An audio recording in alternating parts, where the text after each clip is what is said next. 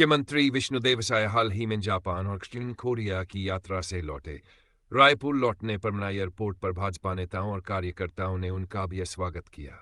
उन्होंने मीडिया से चर्चा में कहा कि प्रधानमंत्री नरेंद्र मोदी की जापान यात्रा के परिणाम स्वरूप अगले 6 वर्षों में लगभग 1 करोड़ रुपए का निवेश भारत में आने की संभावना है। यह निवेश देश की अर्थव्यवस्था को मजबूती देगा और छत्तीसगढ़ जैसे औद्योगिक रूप से उभरते राज्यों को भी नई ऊर्जा और अवसर प्रदान करेगा। यह खबर महासमुंद जिले के तुमगांव से जुड़ी हुई है। मुख्य बिंदु इस प्रकार है। हिरासत। नगर पंचायत तुमगांव के अध्यक्ष बलराम कांत साहू को पुलिस ने उनके घर से सुबह हिरासत में लिया। विरोध। गिरफ्तारी के बाद समर्थकों ने थाना घेराव किया, नारेबाजी की और नगर बंद कराया। पत्नी का बयान। अध्यक्ष की पत्नी ने आरोप लगाया कि पुलिस जबरदस्ती घर से ले गई और बताया कि छेड़खानी का आरोप लगाया गया है। पृष्ठभूमि। बलराम कांत साहू ने 29 अगस्त को अवैध शराब और देह व्यापार बंद करने के लिए आवेदन दिया था। पुलिस का पक्ष। एक महिला ने बलराम कांत साहू पर छेड़छाड़ का आरोप लगाते हुए लिखित शिकायत की थी।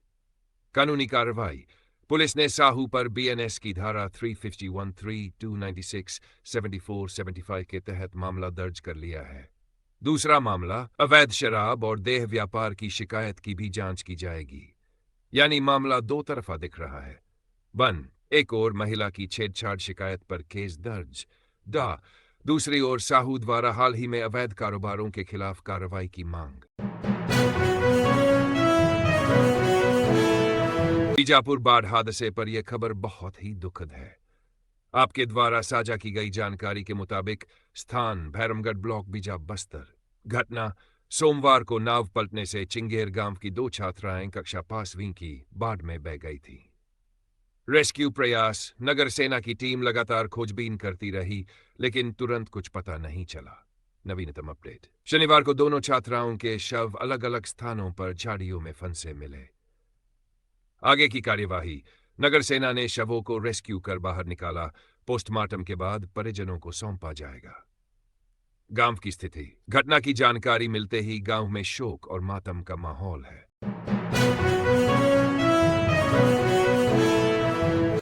जांजगीर चांपा जिले के खुर्दा गांव में गणेश पंडाल में उपद्रव का मामला सामने आया है।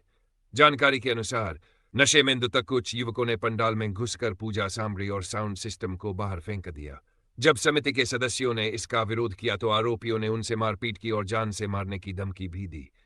बताया जा रहा है कि उपद्रवियों ने समिति सदस्य राजू महंत से पैसे और गाड़ी लूटने की भी कोशिश की। इस घटना के बाद गांव में तनाव का माहौल बन गया। सूचना मिलते ही चांपा पुलिस मौके पर पहुंची और स्थिति को काबू में किया। पुलिस ने 2 मुख्य आरोपियों को हिरासत में ले लिया है, जबकि अन्य की तलाश जारी है।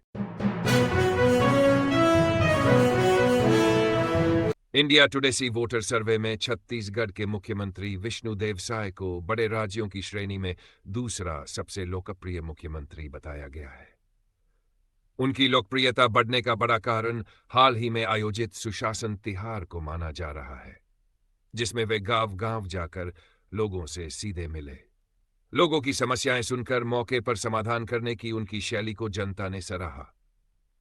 सर्वे यह भी दर्शाता है कि राज्य सरकार की योजनाएं और कार्यक्रम सही तरीके से जनता तक पहुंच रहे हैं। रायपुर से बड़ी खबर। एनएचएम कर्मचारियों की हड़ताल पर कड़ा रुख। प्रदेश भर में नियमितीकरण सहित 10 सूत्रीय मांगों को लेकर एनएच राष्ट्रीय स्वास्थ्य मिशन कर्मचारी हड़ताल पर हैं। इसके चलते स्वास्थ्य विभाग का कामकाज प्रभावित हो रहा है। स्वास्थ्य विभाग ने अब हड़ताली कर्मचारियों के खिलाफ नो वर्क नो पेमेंट का नोटिस जारी किया है। स्वास्थ्य मंत्री श्याम बिहारी जायसवाल ने साफ कहा कि संविदा कर्मचारियों के काम न करने पर भुगतान नहीं होगा। मंत्री ने यह भी बताया कि कर्मचारियों की कुछ मांगों पर सहमति दी जा चुकी है, लेकिन काम छोड़ने की स्थिति में वेतन नहीं दिया जाएगा। यानी हड़ताल के चलते एनएचएम कर्मचारियों को इस अवधि का वेतन नहीं मिलेगा।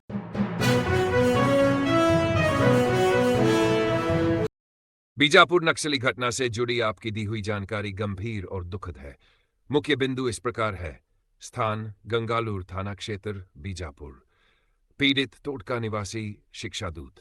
घटना नक्सलियों ने लेंड्रा से शिक्षा दूत का अपहरण किया और बाद में हत्या कर दी।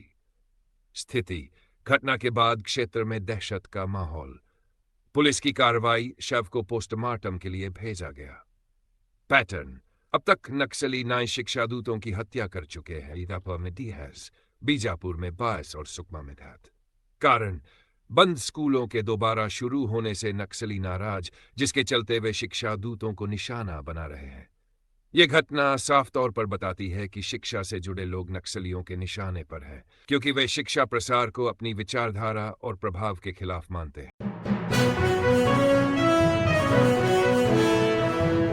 रायपुर से जुड़ी बड़ी खबर यह है कि 9 सितंबर से बिना हेलमेट पहने बाइक सवारों को पेट्रोल नहीं मिलेगा। मुख्य बिंदु: पेट्रोल पंप एसोसिएशन ने यह नियम लागू करने का फैसला लिया है। बिना हेलमेट बाइक सवार को पेट्रोल देने पर रोक रहेगी। पुलिस और प्रशासन इसे सख्ती से लागू कराएंगे। उद्देश्य है सड़क दुर्घटनाओं को कम करना और सड़क सुरक्षा नियमों का पालन सुनिश्चित करना। यानी अब रायपुर में हेलमेट पहनना सिर्फ चालान से बचने के लिए नहीं, बल्कि पेट्रोल पाने के लिए भी अनिवार्य हो जाएगा। इस तरह है शिकायत की शुरुआत 20 अगस्त 2022 को धर्मजयगढ़ निवासी सुनीत टोप्पो ने एसीबी इकाई बिलासपुर में शिकायत दर्ज कराई। आरोप: 9 अगस्त को आबकारी विभाग के उप निरीक्षक संतोष कुमार नारंग गांव पंडरी महुआ पहुंचे और सुनीत टोप्पो पर अवैध शराब बनाने का आरोप लगाया। इस दौरान नारंग ने शिकायतकर्ता की मां से कुछ दस्तावेजों पर हस्ताक्षर भी करवा लिए। रिश्वत मांगना: नारंग ने कथित तौर पर कार्रवाई से बचाने के नाम पर 1000 रुपए रिश्वत की मांग की। शिकायतकर्ता का कदम: सुनीत टोप्पो ने भ्रष्टाचार के खिलाफ आवाज उठाने का निश्चय किया और एसीबी से सीधे संपर्क किया। कार्रवाई: शनिवार को एसीबी यूडब्ल्यू टीम ने संतोष नारंग को 1000 रुपए रिश्वत लेते रंगे हाथों गिरफ्तार कर लिया। इसका मतलब है कि रायगढ़ में एसीबी की सक्रियता से एक और भ्रष्ट अधिकारी पकड़ में आ गया है। सुकमा, छत्तीसगढ़। थाना केरलापाल क्षेत्र में पुलिस और जिला रिजर्व गार्ड की संयुक्त कार्रवाई में 4 नक्सली गिरफ्तार हुए। ये नक्सली जंगल में टिफिन बम लगाकर सुरक्षा बलों को नुकसान पहुंचाने की तैयारी कर रहे थे। गिरफ्तार आरोपियों में एक जन मिलिशिया कमांडर भी शामिल है, जिस पर राज्य शासन ने 2 लाख का इनाम घोषित कर रखा था। गुप्त सूचना के आधार पर 30 अगस्त की सुबह टीम को इलाके में रवाना किया गया और सर्चिंग के दौरान उन्हें धर दबोचा गया।